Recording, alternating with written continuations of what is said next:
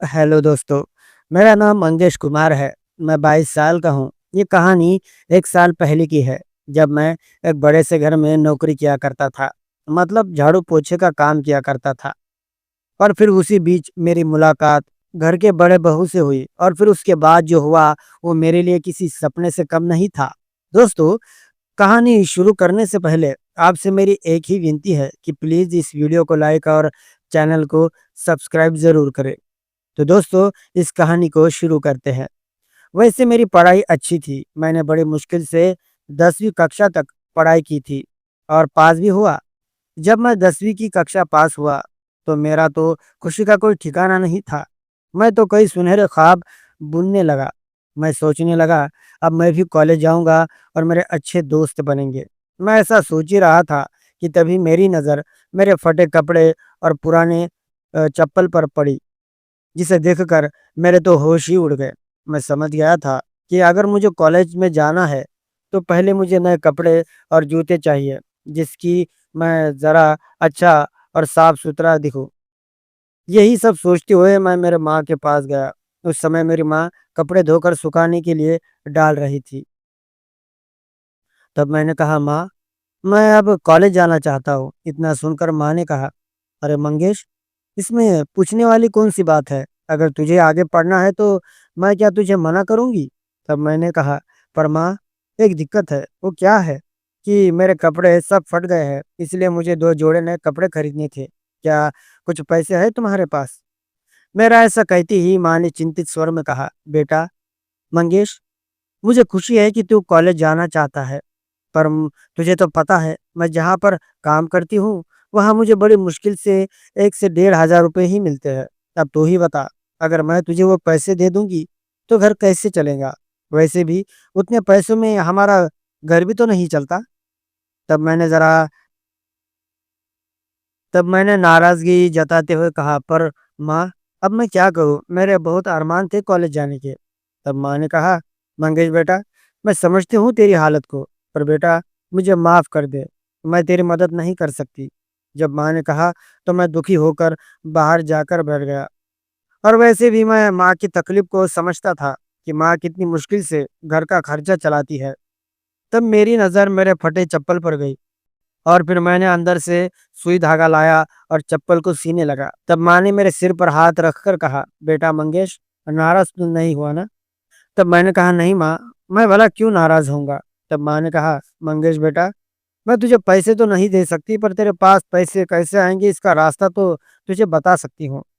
माँ के मुँह से इस तरह की बात सुनकर मैं खुश होकर पूछने लगा, बताओ ना माँ, कौन-सा रास्ता? तब माँ ने कहा, तू मेरे साथ चल, मैं तुझे मेरे साथ ही काम पर रखती हूँ। जब तू वहाँ पर काम करेगा ना, तो तेरे पास अच्छे पैसे भी आएँगे और तू कॉलेज भी जा सकेगा। तब मैंने कहा, पर माँ, मुझे वहाँ काम क्या करना होगा? तब माँ ने कहा, वही जो मैं करती हूँ, झाड़ू-पोछा करना। तब मैंने कहा, पर माँ, मुझे वो काम अच्छा नहीं लगता। तब माँ ने कहा, देखो मंगेश, अगर तुम्हें कॉलेज जाना है तो काम करना ही होगा। तब मैंने कहा, पर माँ, इसमें मेरा समय भी तो बर्बाद होगा। तब माँ ने कहा, बेटा, तो क्या हुआ? 2 से 3 महीना तो कर ले, जब 3-4 हज़ार जमा हो जाए, तब अच्छे कपड़े ले लेना। मुझे भी माँ की बातें अच्छी लगी। माँ ठीक ही तो कह रही थी। तब मैंने कहा, ठीक है, मैं तुम्हारे साथ काम पर चलने के लिए तैयार हूँ। और फिर दूसरे दिन मैं मेरे माँ के साथ काम पर गया। तब माँ ने मेरी पहचान सबसे करवा दी। जिस घर में मैं काम करने के लिए गया था, वो घर बहुत बड़ा था। वहाँ पर सिर्फ़ 3 ही लोग रहते थे। उसमें से एक बुज़ुर्ग था और उसका एक बेटा और बहू थी। वो बहू ही मुझे और मेरी माँ को घर का सब काम बताती थी। उसका नाम आशा था। जब आशा दीदी से पहली बार मेरी मुलाकात हुई थी, तब मैं उसकी इतनी खूबसूरत किताब को देखकर सन्न रह गया। सच में उसकी किताब को देखने लायक थी।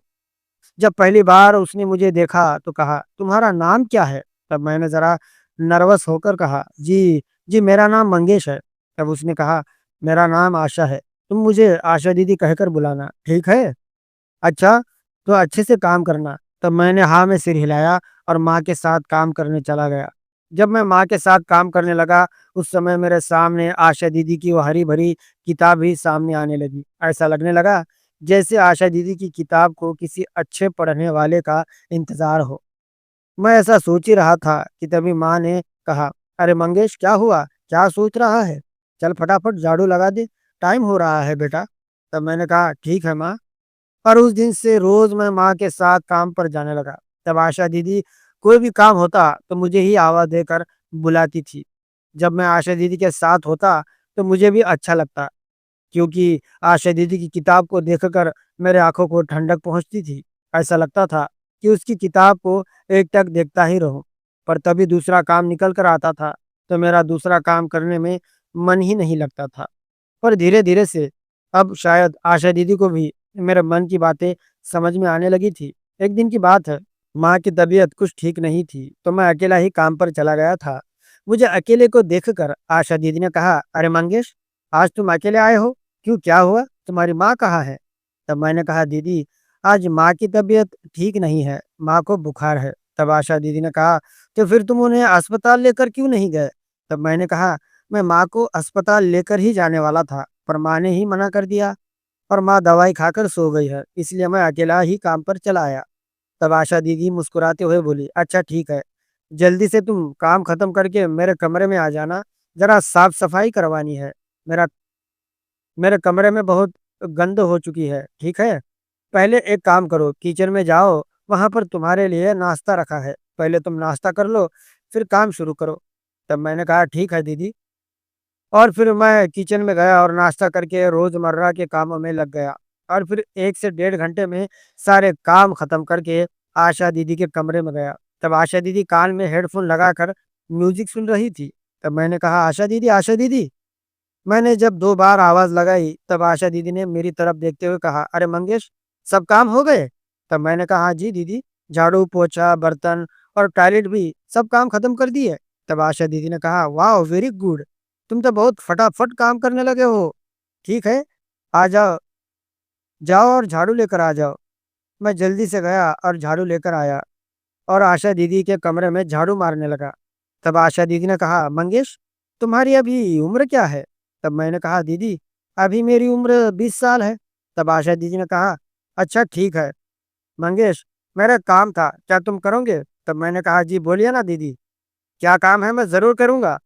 तब आशा दीदी ने ज़रा हिचकिचाते हुए कहा, "वो काम ये है कि क्या तुम मेरी किताब को पढ़ना चाहोगे?" इस तरह की बात सुनकर मेरे लिए सोने पे सुहागा हो गया और मेरे मन में लड्डू फूटने लगे। तब मैंने ज़रा हैरान होने का नाटक करते हुए कहा, "दीदी, ये आप क्या कह रही है?" तब दीदी ने कहा, "अरे उसमें इतना हैरान होने जैसा क्या है? देखो, सच-सच बताना, क्या तुम्हारे मन में मेरी किताब को पढ़ने की इच्छा है कि नहीं?" तब मैंने असमंजस में पढ़ते हुए कहा, "पर दीदी ये सब करना।" तब आशा दीदी ने कहा, "देखो मंगेश, अगर मैं तुमसे खुद अपने मन से मेरी किताब को पढ़वाना चाहती हूँ, तो तुम क्यों बेकार में टेंशन ले रहे हो? देखो, आज तुम्हारी माँ भी नहीं है हमें डिस्टर्ब करने के लिए। तुम आराम से मेरी किताब को पढ़ सकते हो। सोचो, तुम्हारा क्या विचार है?" तब मैंने कहा, "जैसी आपकी इच्छा आशा दीदी, वैसे भी आपकी खूबसूरत किताब को पढ़ना मैं मेरा सौभाग्य ही समझता हूँ।" मेरा ऐसा कहते ही आशा दीदी ने अपनी पूरी किताब को खोलकर मेरे सामने रख दिया और कहा, "आओ मंगेश और पढ़ो मेरी खूबसूरत किताब को।" तब मैंने भी देर न करते हुए आशा दीदी की किताब को पढ़ना शुरू किया अ, और बिना रुकते हुए किताब को ज़ोर-ज़ोर से पढ़ने लगा। मेरी किताब को पढ़ने का अनुभव लेते हुए आशा दीदी कहने लगी, "वाह मंगेश वाह! तुम्हारा किताब को पढ़ने का कितना अच्छा एक्सपीरियंस है। मुझे बहुत मज़ा आ रहा है। हाय हाय! बहुत अच्छी फीलिंग आ रही है। हाँ, हाँ, और ज़ोर-ज़ोर से पढ़ो। बस इस तरह से पढ़ो कि आज मेरी किताब की हर इच्छा पूरी हो जाए।" तब मैंने कहा, "दीदी, आप फ़िक्र ना करें। अब मैं आपकी किताब का हर पन्ना रोज़ पढ़ूँगा।"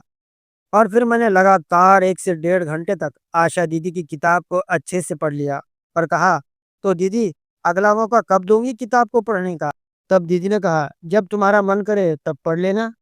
आज से तुम ही मेरी किताब के मालिक हो।" और तब से जब मेरा मन करता, तब मैं आशा दीदी की किताब को पढ़ लेता और फिर मेरे पास अच्छे पैसे जमा हो गए चुके थे। तब मैंने अच्छे 2 जोड़े कपड़े लिए और जूते भी और फिर रोज़ कॉलेज भी जाने लगा और पार्ट टाइम आशा दीदी के घर पर भी काम करने लगा। काम तो बहाना था, असली काम तो आशा दीदी की किताब को पढ़ना था। उम्मीद है मेरे प्यारे भाई लोग आपको ये कहानी अच्छी लगी होगी। तो प्लीज़ इस वीडियो को लाइक और चैनल को सब्सक्राइब ज़रूर करें। धन्यवाद। दोस्तों, ये कहानी पूरी तरह से काल्पनिक है। ये कहानी सिर्फ़ आपके मनोरंजन के लिए बनाई गई है।